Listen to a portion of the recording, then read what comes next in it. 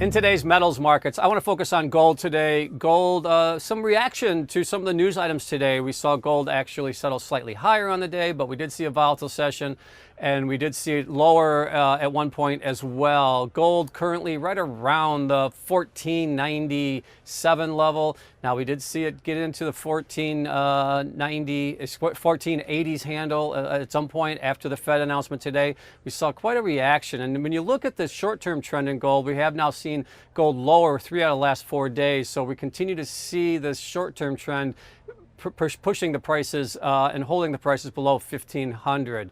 Looking at some of the data points today, I want to point out that GDP came out this morning pretty much in line, a little bit better than expected, but the internal numbers were not necessarily probably particularly strong, particularly on the inflation front.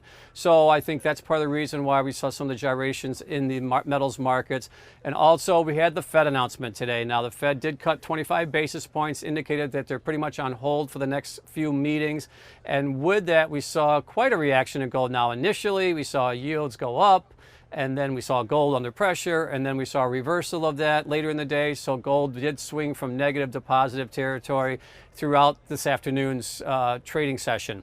Looking at some of the trends in place as we move through the cycle here of Fed announcements, data points this week. We have several other data points coming out.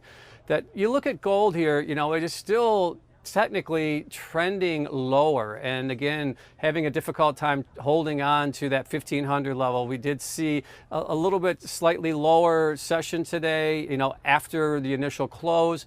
And with that, I think you've got to look at that 1473 level. Now that is the closing low for this cycle, as we have now gone below 1,500. And as we continue to see this trend unfold, right now the momentum appears to be pushing it back down towards that level. And again, some of the dynamics within the interest rate markets over the next couple of days will probably dictate how gold plays out. And again, the reaction to the Fed was pretty volatile, but after the rates settled, and we did see rates actually get lower after everything settled out, we saw prices rally there, and that's when gold bounced back. And so again, if that continues to be the theme, then maybe gold will be able to hold on to these levels and not trend back down and test that 1473 level.